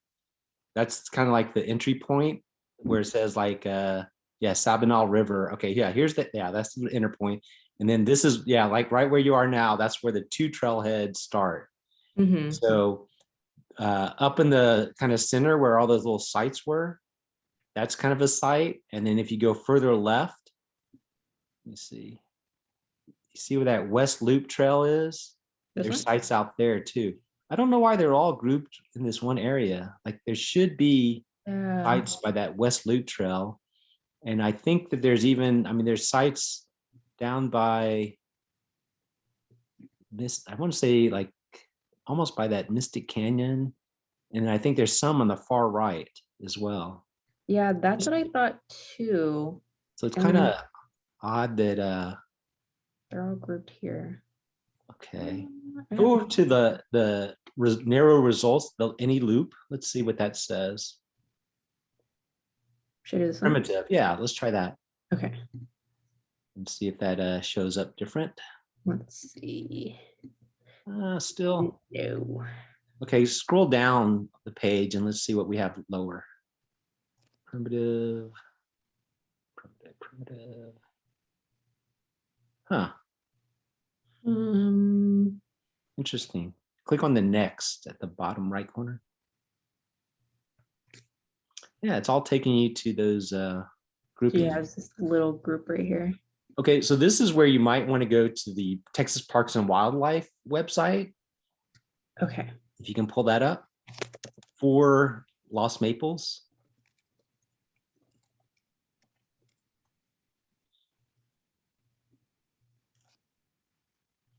And then go to maps. Maps. And then scroll down a little bit. And then go to, I would say, trails maps. Okay.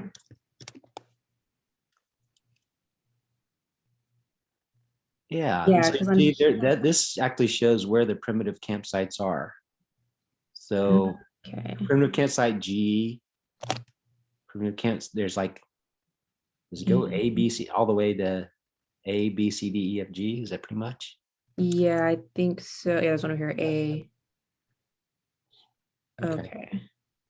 All right. So looking at that map, like, did you have some type of objective? Is there something you want to see, or did you want to see everything, or? Yeah, so I think so from the one trail that I've done I've only done the east trail up here, and then I came back down here on the west trail. So I definitely want to see the park on this side. Okay. So that would be like my next step. So potentially like coming in probably this way here on the east-west trail, Mhm. and then probably making my way this way up to these points of interest over here. That sounds good.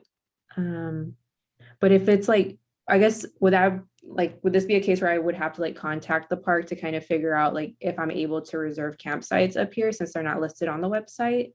Okay. Well, so now that we know how these primitive campsites are laid out, let's go Yeah. back to that website and see if it's possible to reserve campsite G.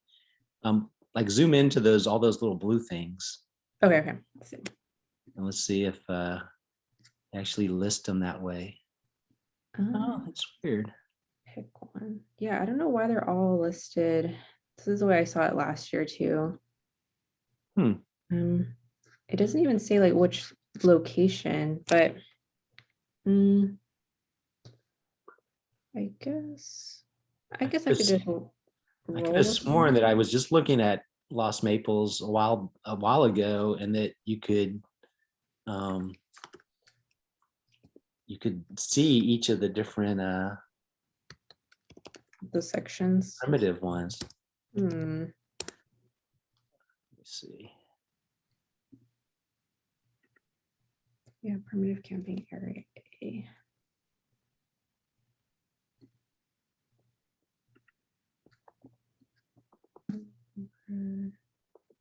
Oh. Wait a second. Are you seeing something? Yeah, I think so. So this one right here is for based off the photos that they have here. It's a primitive area camp A, but A is It's probably way on the east side. here. And this one that I just clicked is right here. So yeah, maybe they're just like not distributed around this map. That's weird. Let me see. Let me click this one.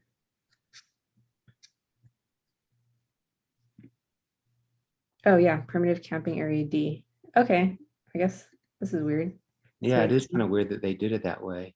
D But is, were you thinking of going to primitive campsite G maybe? yeah, I think G would probably be Yeah. ideal. So let me try to like fish that one out of that little list right there. Let's see. Now that I know, see details, and then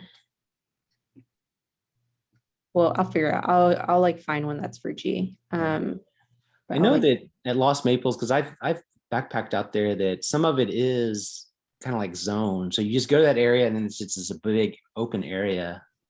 But okay. it would be good if you could figure out which ones. Wait, go up to the top again. Okay. I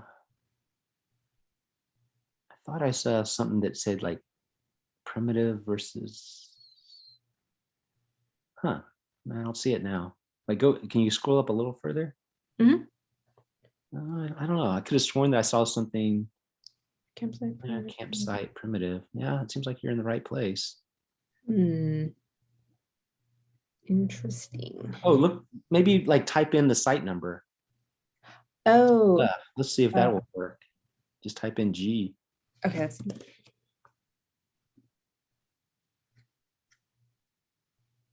no. Huh. So weird. So weird. But that's okay. So let's see. I'll just click one more. If not, I'll just try to like look through all of these. This says A2. Okay. Okay. I'll just pick one, but I'll take note of Yeah. G. Okay. So yeah, we can figure this out later. But so anyway, let's just imagine that you reserved a site. Campsite. G. Okay, there we go. Perfect. Okay. So I know it's $10. G, and then I guess like the max number of people would be. I'll take note of that too. Which had it listed 6. 6. Okay. Got that. Are there parking spaces? Yes. Yes. At the trailhead.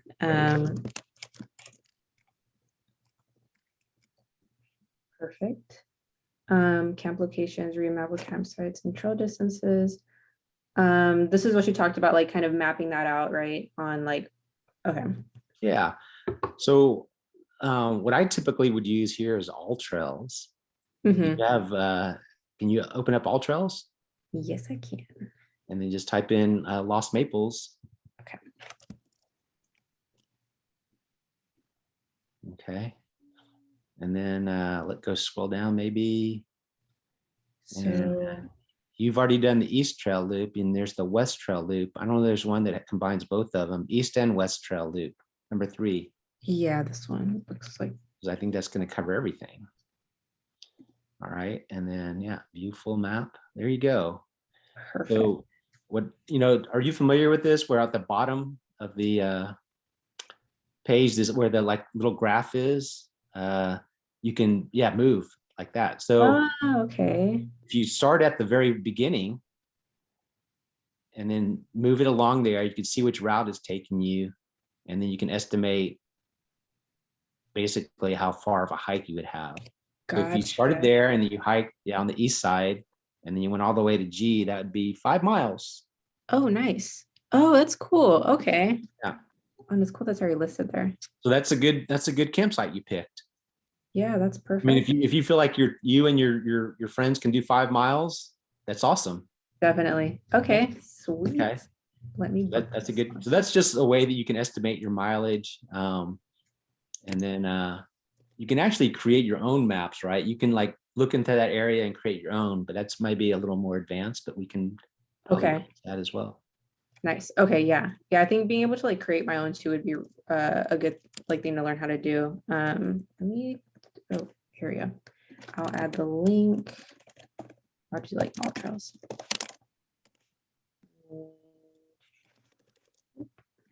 And I'll just put like the distance was like 5.1 miles.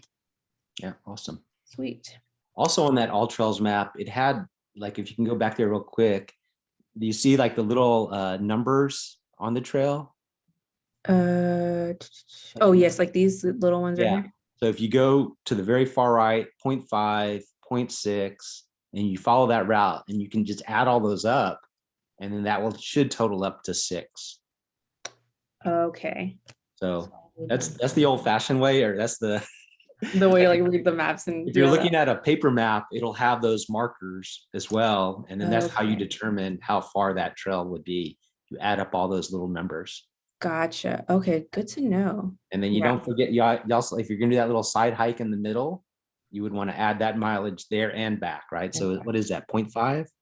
It's like 0.4. 4. Yeah, look 4. Yeah. So if you're gonna do that little side hike, it's 0.8 there and back. So after that. So it might not just be 5.1, it might be 5.9. Gotcha. Okay. Yes. So yeah, put in 0.8 for side hike or something. Yeah. Okay. Yeah. I read that. 0.8 for side hike. Awesome. Nice. Sweet. Okay. Fire safety course required? I don't think so. No, but what you may want to inquire when you get there is there a burn ban? Mm, Because if you oh, want to have a fire at your campsite, it's just good to know. yeah, that's true. Okay. Perfect. Camping option resources. So use Yeah, Texas I've Parks already and used Wildlife. that. Yeah. Perfect. Route planning destination, target destination. Did that with all trails. Yeah. So, oh, but like what I wanted to see specifically, and that was seeing those points of interest on Okay. So you already know that there's some things that you want to see at that park. Yeah. Awesome. so I'll just do like these springs, for example, over here, because I haven't seen those. Yeah. Um, Monkey Rock. Have you seen that? oh, which one? Oh, Monkey Rock. Oh, actually, I haven't because last time I went, there was like a bunch of people by it. So I didn't like, I was like, Yeah. oh, I'll just let them do their thing. But yeah, that's true. Like seeing that one as Yeah. well over again, like up close this time. Yeah. Okay, sweet. Yeah. So taking note of those. Yeah. Spring, scenic overlooks, that type of thing. Yeah. Yeah. Perfect. Daily hiking distance. So yeah, knowing myself, I do need to take into consideration like time for like if I were to like do photography or like videos and stuff like that, and then the distance. So making sure I keep that in mind.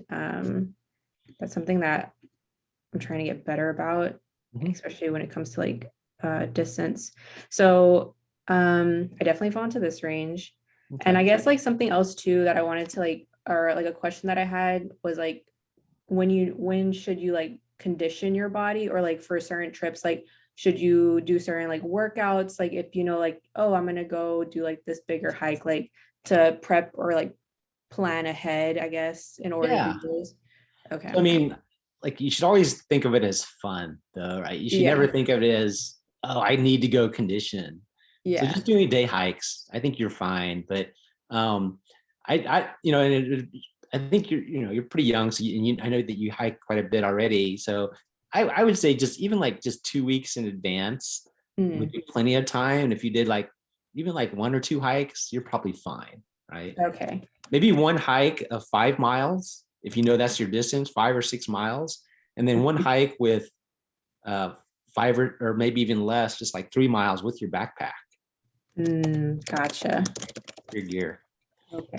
I don't ever think it's truly necessary to use your whole pack, all your weight, and hike the distance if Mhm. you're in decent shape, right? Okay. Gotcha. Yeah, because the only things I'm like noticing now, like as I start going like longer distances, is just like being aware, like, oh, my knee starts hurting at like this point, and like when I should like, stop and do Yeah. that and think about that. That's Okay. just being, body aware. I mean, that's Mm, probably that's like one of the best skills that you have. If you know your own body, you just don't exceed your own body, right? And then gotcha. you can continue to go forever. Okay. Yeah, that Let's helps. see. So, Yeah, so I think you're good with that. okay, perfect. And then water resupply. That is a question I had about Lost Maples, is like if they're like, would I stop at like creeks or get the water Yeah, beforehand? let's Or look at the map and see okay, the should I do all trails or like well, yeah, you can go here. So you can look here and you can see there's that water right there. Again, like you want to think, is there water at the trailhead? mm, And so yeah, that's true. Which there if you should see like be. these little restroom things, there's a good chance, right? That Yeah, you that's know for true. certain there's probably water at the ranger station Mm, or at one of the restrooms, right? So you know that. okay. And then let's look at like you look at your route that you're walking, and if you start off on the east trail, it looks like you're crossing this kind of river creek, right? Mm-hmm. So it's possible that there's water throughout that creek, right? And then from area A going, there's nothing along there, right? Your Yeah. trail going there. And then you get to like the area C and it looks like there's a little pond or something. So as long as you kind of factor those in, that you know that there's these water sources, it looks like every mile or maybe every 2 to 3 miles. Like what's the longest distance where you might not see water? But I think you're fine on this hike, right? Yeah, I think this one should be fine. Yeah, Yeah. that's true. Okay, perfect. Let me just Do you have a water filter?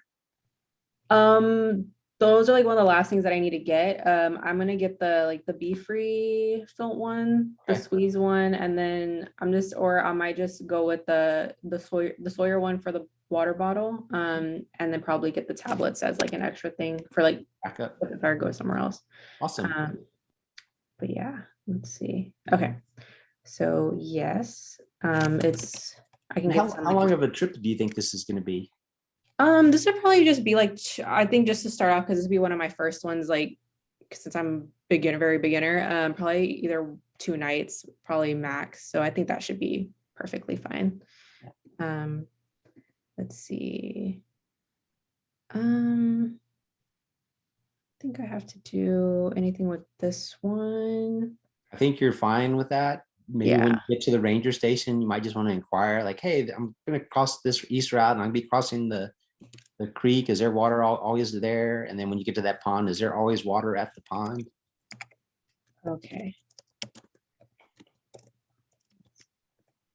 Perfect. Okay. And then water purification. So something I have to get. So I'm going to take note of that for myself.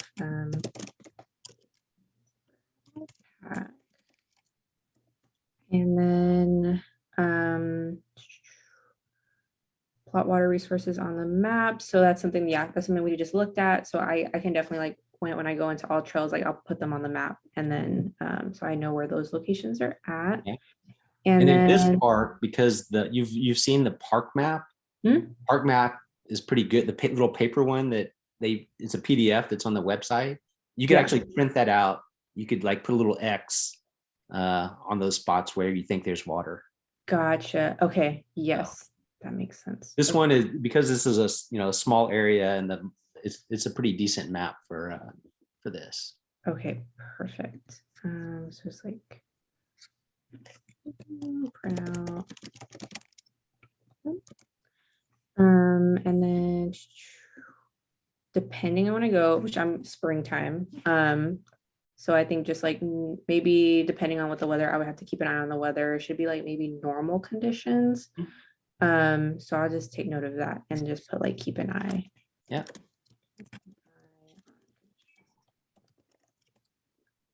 Sweet. And then food. Yeah, I think just making sure that so this would be like a weekend trip, so only 2 days. So I would need probably say 6 meals depending, and then 4 snacks. Yeah. For that. And I did do this calculator yesterday when I was taking a look at it, so I have an idea. Awesome. Because that's helpful. That's something that I've been meaning to get better about. Because I remember one time I just ate like a bag of chips beforehand. Horrible. So yeah, calculate calories. Some people are really good at it. I've never calculated the calories that I eat, but I probably should because it's fuel. And on some hikes, I tend to just get a little tired, but if I fuel up, I could be fine. Yeah, because I know for me, I guess like what started to click in my head is like, oh, I get a headache afterwards. I wonder why, or why are my muscles so sore? It's like because I'm not eating very well. So I have to make sure I keep that in mind. Emergency meal. Yeah, I could pack some extra snacks. I think that's something that I do want to keep in mind, like making sure I pack those extra snacks. So having those. Transportation. Let's see. Yep. So you know where the trailhead already is. You're gonna drive there, I guess, right? Yes, I'll drive there, and then it would be out or like a loop, right? That would be considered like a loop. So I just walk in and then come back out. Yeah. In that park, if you look at the map, it's actually it's almost like a figure 8, all the trails. So you could do this big loop, or you could do like almost like you see like this east-west trail. If you wanted to, you could do like a figure 8. You see what I'm saying? Oh yeah. So I want to cover every trail in the park, but basically doing a loop, you're almost covering everything because that east-west trail is just 1 mile basically. yeah, So that's I true. would consider this like a loop hike. Okay, Yeah. gotcha. That works. Let's see, loop. Yeah, so loop hike, and then route planning resources. So I'm using the park trail maps and I'm using all trails Okay. in order to do those. And then destination planning, climate weather. Yeah, that's something I do need to keep an eye on, especially with like springtime and like rains. Yeah. So Right. Yeah. check on rains. Rain forecast. And then, yeah, so I'll keep an eye on both of these. And food storage. So with food storage here, because like I was debating whether or not, like, do I need a canister? So at this park, it's I don't believe that there's food lockers in the primitive sites, and you don't need a canister. Okay. Um, the only thing you would need to worry about in this park is like raccoons or squirrels, and Mm, so you just need to be mindful of your bag, and you could hang it if you wanted mhm. to, but if you're always around your bag, like in this park, I just slept with my food. Yeah, okay. That's what I was wondering. I was like, is it Yeah. possible to do that? Yeah, I Okay. just slept with my food. But that's because I wasn't leaving it around. Like if you're gonna set up your camp and go for a little day hike, Uh-huh. you might consider hanging it. Okay. Okay. So and for that, like I don't think the weather would be too rainy, but you just need like some cord to hang it up in the tree, right? Mm, yeah. Okay. In a like one of these little bags. Yeah, like it could be like a dry bag or something, just like Yeah. be able to hang it up. Okay. Okay, perfect. Um, insects. I'm not really that concerned. Okay. But yeah, I do have like the proper clothing. And I'm not sure like if there are any ticks or anything out there, but I think just like yeah, I would definitely have to like research and like look that up. Yeah. But probably nothing too crazy. I don't think there's anything that you really have to worry about out there. I mean, Okay. there might be mosquitoes, so if you want to bring some insect repellent, you could. Okay. Sweet. Perfect. Let's see. I won't be staying by water or anything, so I should be fine. Oh, I don't think I am. But I'll check that.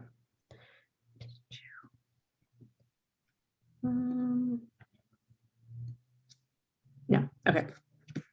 Go back here. And then wildlife. Yeah, nothing too crazy, I don't think, but I'll definitely like just add it as practice to just like research and everything. Yeah, So, usually if you get like the Texas Parks and Wildlife, there's something like things you might see or something like they usually have a little section in that mhm. park. I mean, there might be coyotes or raccoons, things like that. Generally, you don't have to worry about those at all. Okay, perfect. Yeah, I don't think a bear is gonna come out of the blue and like There's no bears there. I don't believe. yeah. Okay, sweet. Okay, so packing list. Yeah, I will use the REI one and then I have like the other one to reference to from the backpacking class. Yeah.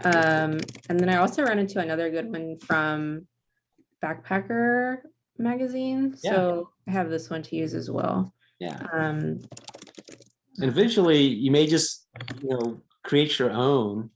yeah, Once you have all your gear locked in, and then it'll be super simple. Yeah. sweet. Okay. Yes, I have that. 10 essentials. I always carry that. So have these two Good. things. Yeah. Sleepwear is something I will include for sure. Since like, yes, weatherwear. Yep. I'll have this packed in Yeah. my backpack for sure. So as I like start packing that, then I'll like check these off. I do have a first aid kit. Yeah. My repair kit. So this would be things like for like repairing, like I have one for my Your air mattress or yeah, something. my sleeping pad and all of that. So making sure I have that with me. and I have my inReach. Oh, you have inReach. That's awesome. Yeah, I have the mini one, so that thing helps a lot. So making sure I bring that with me. Oh, other thing, so something else I always bring too is like an extra battery pack. Okay, yeah. So I just want to put that there too. Sweet. And then, yeah, so I always share my itinerary. So once I get like all of that, to like share with like my close friends and then family as well. Yeah. And then yeah, have all of those. Got all that stuff. Sweet. Awesome. Okay. I think so. You feel pretty comfortable that you covered all your bases there? Yes, I feel a lot better now on like what I need to do and like how to plan it out and everything. So super helpful. So look back, let's go back to the All Trails thing. Yeah. All Trails if you can. So this is somebody else's map that they've kind of tracked. So if you, what you can do is you can, like on the left side where there's that little ribbon, you can, I think, save it as a favorite or something like that, or add it to a list, right? Yes. So that way you have that map on your app, and it'll be easy for you to reference. And so you can just, you could just go off of that. Okay. The other thing I wanted to show you is go up to saved and then create map. Okay. And then you see it takes you to Austin, but do you know where Lost Maples is? It's kind of out there by yeah, right in that area. So just kind of zoom in there, zoom in. Let's see. It's a pretty small little dot. Now I think it's maybe east of there. Comfort. Zoom out a little bit. Is this it? No, this Guadalupe River. It's Guadalupe. Bandera. It's close by Bandera. Yeah. Okay, let's see. Okay, here, Hill Country, State Metro. Where are you? No, I don't. Wait. Is it this one? Let's see. Okay, here we go. There you go. Okay, zoom in. Awesome. So this is how you create a map. Have you ever used this feature? I have not. Okay. So you see on the left where it says draw on the map. Okay. So click on that. And then you see how like it says route 1, there's like these different colors. So this is how you would create your map. So you would go down to like where you think you're going to start at the trailhead. Okay. And zoom in there a little bit. Yeah, just click on there. Okay.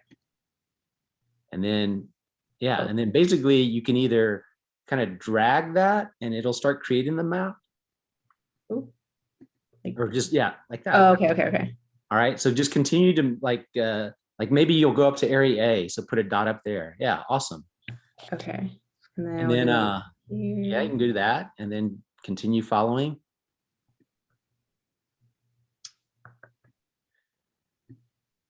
Okay. And then to area G. Okay. And then, so that's like your day 1 route, right? And so go back over to the left where it says route. And then go scroll down a little bit up there and put save. Okay. All right. So you see that it kind of already calculates, it's about 4.99 miles. Awesome, right? And then, so if you wanted to do another, like a little day hike, something, hit draw on map again. Okay. And then you see how there's those little colors to the left. Click on the green one. Okay. Okay. And then go back to your area and then let's do a little day hike of this little West Trail loop. So you have to click on that area where you want to start first. Oh, okay. So like here. Yeah. Then here. So, yes. Yeah. There. Yeah. You might have to like add a few dots. But you can go either route, right? Yeah. Okay. And then come all the way back to where you start. How do I click? Let's see. Can you click on it? Can I just do it? Let's see if it works. Does that work? Sometimes it's hard to tell. I think it's about right. 1.89. Now you see where those colors are, and it says like double back, closed loop, or reverse. Yeah. So double back, as if it was an out and back, you would do that. close the loop, it'll help you automatically close that loop. Okay, okay. Does that make sense? Yeah, so if I click that right now, would it? I think so. It might, yeah. Click. Oh, there it is. Okay, and then save that route. Okay. Okay, and so that's a little day hike. And then let's just continue and do one more, like go down to draw on map again. Okay. And let's choose blue. And so you're at your campsite G, and then you can figure out a route to get home or back to the trailhead. Okay, sweet. Let's see. I guess I could double, like, go maybe this way. Yeah. Depends. I guess I'll go a different route. Just see Yeah. some other things. So this one doesn't lead straight here. I could go back up.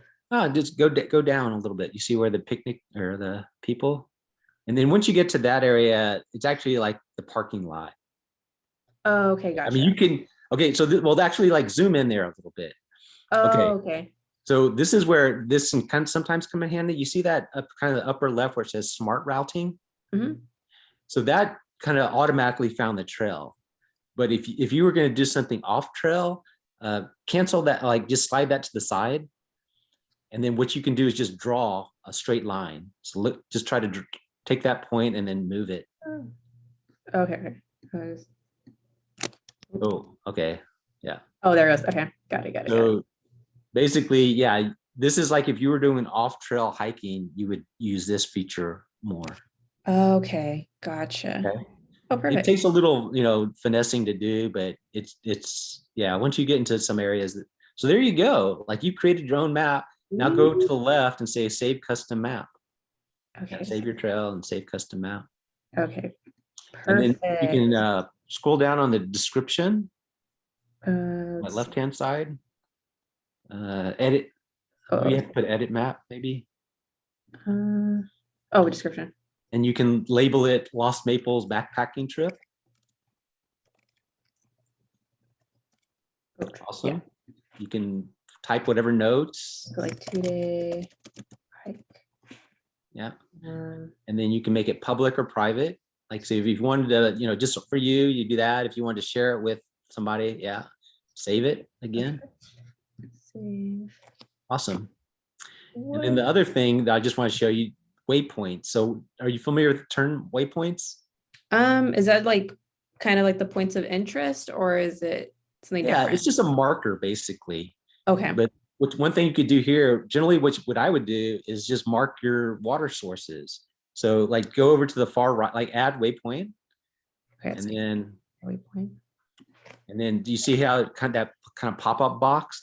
It just dropped it right in the middle of the map. So you can move that. Yeah. Okay, so move it like, yeah, you can do it at the trailhead. You can do one there. You can do one on the, and then you save it, that waypoint. Okay. And you can, like water source one. Yeah. Save. Add another one. And then somewhere up like on the river or that pond. Yeah, awesome. Okay, do that one. Perfect. And you might put like pond or something like that. Oh, then you can also do waypoints for scenic things. So I think like oh yeah, the springs. Yeah, there's something that you definitely want to look at. Where are the springs? That was here. Before G, so this part. Okay. Yeah. So sometimes it's not exact, but you can just put it in there and create a waypoint. So there. I mean, now you're kind of an expert at this. Make sure you always save it. Yeah. Okay. Let's see. Let me just put that here, and then there we go. Save. Okay. Perfect. Okay. Now what you can do is you see at the bottom you have that the graph. You can scroll along there. You can see exactly, okay, that day is 5 miles, right? You can see what the elevation is, and then you can say, oh, the green day hike is, it's like 2 miles. Sweet. Oh, this is super helpful. I like this a lot. And the good thing about all trails is why I started using, I've also used Gaia, but so many people day hike with all trails that I can share this with people. They can look at the map and then they can, understand what the plan is. Gotcha. No, yeah, this is super helpful, especially for like sharing it, yeah, with like friends and everything so Yeah, they understand. Okay, yeah. sweet. That's so All cool. right. So I Okay. think you're ready. What do you Yeah, I'm think? ready. I'm ready to pack up and go right now. All right. So I'm going to show you just one thing. Let's see. Do you have to cancel or can I just take Oh yeah, over? yeah. Here, let me stop sharing. There we go. Okay. So I'm going to just do my desktop. Let's see what I got over here. Let's go.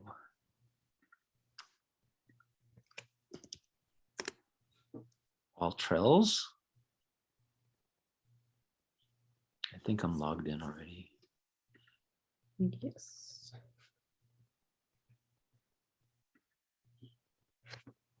Computer's a little slow. Ooh. Sure, it's that cold front coming in. Yeah, It'll get maybe. crazy. Oh, why is it not? Okay, here it is. My maps.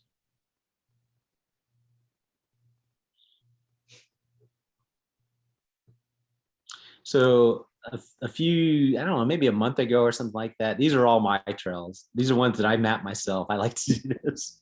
Nice. But look at this. We have a Lost Maples backpacking trip. Oh, sweet. What the? It looks very similar. It looks very similar. Oh, this is so cool. So, I mean, we basically did the same thing. We wanted to see the whole trip, the whole park, right? On Yeah, make this day one, right? We camp at that same area. You decide, I mean, you decided on the campsite, I right? did. Yeah.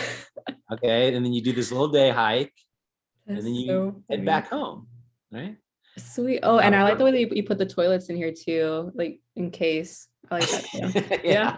that's I mean, perfect. yeah, but like I did pond, spring, scenic That road, is so fun. That's stream. like very similar. And then, depending on if you think this is Okay. something that you might revisit, you can go Mm-hmm. into the description and just fill out all kinds of information, right? Oh, I said, sweet. this is a route for a 3-day, 2-night camping, backpacking, Lost Maples. I even put stuff like, okay, these are the distances that you hike, ranger station, blah, blah, blah, park Uh-huh. information. And then I actually put the itinerary. So if I share this on my day one, we're just going to drive and we're going to camp at one of the established campgrounds. Mm-hmm. So anybody can, I'm thinking like it's a Friday afternoon, people can arrive at 8 p.m. or whenever, and then we'll Gotcha. start the next day, right? So this is the way I designed mine, so that people can just arrive and we can have a campsite and a fire and just enjoy it. And then day Mhm. two, we hike the red, right? We get there Yeah. somewhat early, and then we hike this as a day hike. And then the third day, we just hike back. Oh So man. I put this Okay. information in there, all this stuff, and I wrote it out. Nice. Those are all my waypoints. But Whoa. look at you, your first time, This is there, and you awesome. plotted it out. Okay. This is awesome. Yeah, super helpful. Oh my gosh. Okay. So, yeah, that's, planning a backpacking trip, and you can do it.